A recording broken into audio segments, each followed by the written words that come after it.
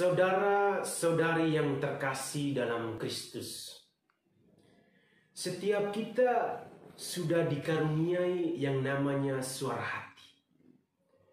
Suara hati itu sendiri berdiam dalam kedalaman diri dan selalu membisikkan tentang kebaikan. Suara hati juga dapat dikatakan sebagai suara Tuhan yang tinggal dalam diri manusia. Ketika berhadapan dengan pilihan dilematis dalam tindakan moral tertentu, sedapat mungkin kita mestinya mendengarkan suara hati. Kita sebagai manusia yang bermoral mestinya selalu siap mendengarkan suara hati dalam setiap tindakan moral kita. Namun demikian, tidak jarang pula suara hati kita menjadi tumpul akibat dari keegoisan dan keserakahan diri kita. Keserakahan itu dapat berupa sikap hidup yang selalu mau mencari harta, kekuasaan, kekayaan, nama besar, nama baik, dan lain-lain. Keserakahan semacam inilah yang mengakibatkan orang pada titik tertentu harus berhenti untuk mendengarkan bisikan suara hatinya dan hanya sekedar mau mengikuti egonya belaka. Saudara-saudari yang terkasih dalam Kristus, bacaan Injil hari ini juga berbicara tentang keserakahan yang ada di dalam diri seorang Herodes. Herodes ini adalah orang yang sangat berkuasa.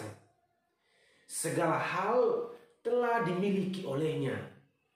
Namun satu hal yang tidak dimiliki olehnya adalah dapat mengatasi keserakahan dirinya. Hal ini tampak dalam sikapnya yang begitu serakah menjaga nama baik dirinya yang telah berjanji untuk memenuhi apa saja yang menjadi permintaan anak Herodian.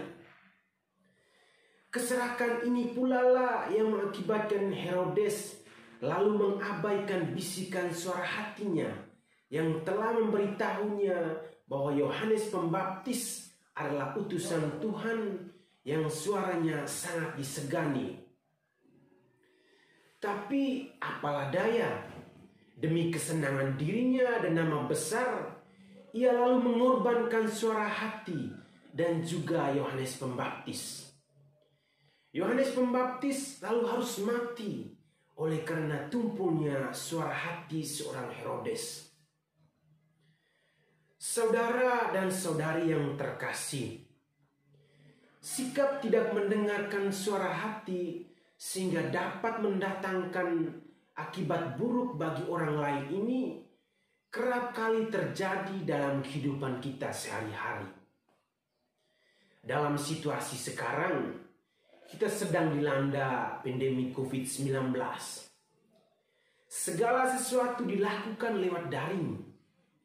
Pertemuan-pertemuan penting harus dilakukan secara online. Pembelajaran pun dilakukan secara online. Dalam situasi semacam ini, tidak jarang pula manipulasi dalam proses KBM, kegiatan belajar mengajar, bisa saja mudah terjadi karena kurangnya pengawasan. Guru bisa saja mengkopi saja bahan dari internet dan membagikan kepada muridnya hanya sekedar memenuhi syarat belaka. Murid juga bisa saja mengerjakan suatu tugas dengan asal-asalan atau meminta orang lain untuk mengerjakannya karena tidak dilihat secara langsung oleh guru.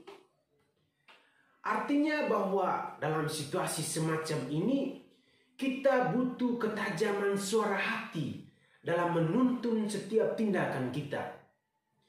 Jika tidak, kita akan menjadi seperti Herodes yang mengambil keputusan bukan karena suara hati, tetapi karena nafsu akan hal-hal duniawi. Bapak, Ibu, saudara-saudari yang terkasih, Hari ini juga kita memperingati pesta Santa Agatha, perawan dan martir. Ia adalah seorang gadis muda dan cantik. Seluruh hidupnya ia serahkan kepada Tuhan. Hal yang menarik dari Santa Agatha adalah walau ia disekap dalam rumah seorang pendosa, namun ia dapat menjaga kesucian dirinya. Ia dapat menghindar dari semua tipu daya dan bujukan-bujukan jahat pendosa tersebut.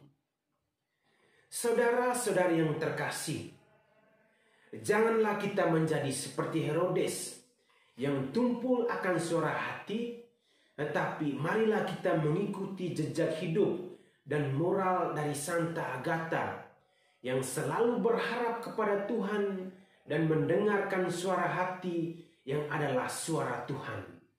Semoga